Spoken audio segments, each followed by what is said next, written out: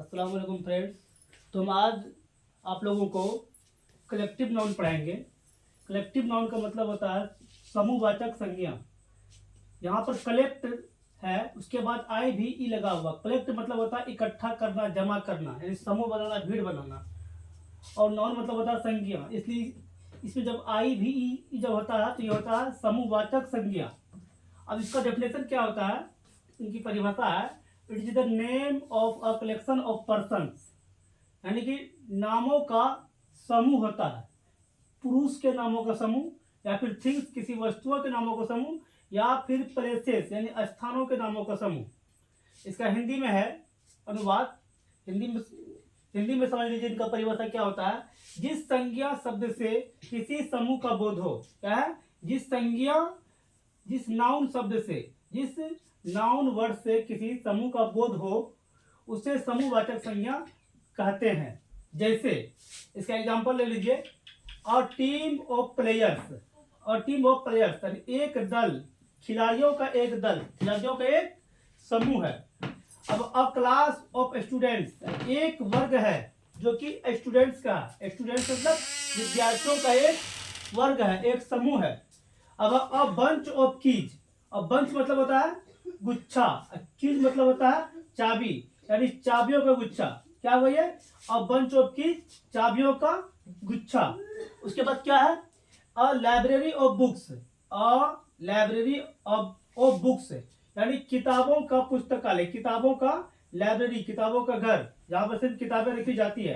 तो किताब जो रखी जाती है लाइब्रेरी में, बहुत सारी किताबें होती है, एक किताब नहीं होती है, एक किताब नहीं होती है, इसलिए कहा जाता है अ लाइब्रेरी ऑफ बुक्स, यानी किताबों का समूह होता है। उसके बाद है अ बंच ऑफ फ्लावर्स, फूलों का गुच्छा। क्या है, अगर बहुत सारे फूल अगर एक साथ किसी बर्तन में है अटैच किया हुआ, चाहे वो आर्टिफिशियल हो या फिर वो भी रियल में हो, अगर वो एक साथ गुच्छा में है तो वो क्या हो जाएगा, अ बंच ऑफ फ्लावर्स हो जाएगा, यानी कि फूलों का गुच्छा हो जाएगा। इसको हम इस तरह से भी और समझ सकते हैं। जैसे मान लीजिए सिर्फ हम लिखते हैं टीम, टीम का मतलब होता है दल, टीम मीन्स दल। तो दल में एक आदमी नहीं होता या फिर एक खिलाड़ी नहीं होते हैं, दल में बहुत सारे खिलाड़ी होते हैं, यानी वो समूह में होते हैं। इनको हम ऐसे भी लिख सकते हैं, सिर्फ सिर्फ प्लेयर से भी हम इनको कर सकते हैं अलग से शॉर्ट में। प्लेयर मतलब होता है खिलाड़ी, यानी एक, जब खिलाड़ी बोलते हैं तो कोई एक खिलाड़ी नहीं होता है, बहुत सारे खिलाड़ी होते हैं। इसी को लिखते हैं हम गैंग। गैंग में एक आदमी नहीं होते हैं, बहुत सारे लोग होते हैं, बहुत सारे स्टूडेंट होते हैं। अब क्लास में क्या है, क्लास में भी एक स्टूडेंट नहीं होता है, बहुत सारे स्टूडेंट होते हैं।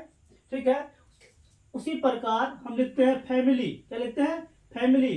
फैमिली में भी, फैमिली मतलब होता है परिवार, परिवार में एक पर्सन नहीं होते हैं, बहुत सारे पर्सन होते हैं। इनके बाद अब हम लिख सकते हैं फैमिली के बाद आर्मी। आर्मी में क्या होता है, आर्मी में सेना। तो सेना क्या होता है कि सेना भी एक साथ बहुत सारे सेना होते हैं, इसलिए उसको आर्मी कहा जाता है। तो यहाँ पर सेना का समूह हो गया, यहाँ पे वर्ग है वो भी समूह है। मार्केट लिख सकते हैं हम यहाँ पर, मार्केट।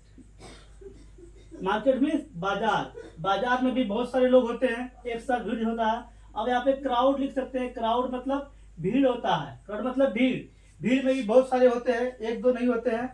उनके बाद होता है फ्लोक, FLOC का फ्लोक मतलब होता है झुंड। क्या होता है फ्लोक में, फ्लोक में होता है झुंड। ठीक, उनके बाद हम लिख सकते हैं committee, committee COMMITEE, committee. Committee मतलब क्या होता है, समिति। अब होता है पार्लियामेंट, पार्लियामेंट, पार्लियामेंट, पार्लियामेंट मतलब होता है संसद। संसद में भी बहुत सारे लोग होते हैं, एक सारे लोग नहीं होते हैं। ठीक है, तो इसी अब आप लोगों का कलेक्टिव नाउन समूहवाचक संज्ञा समाप्त।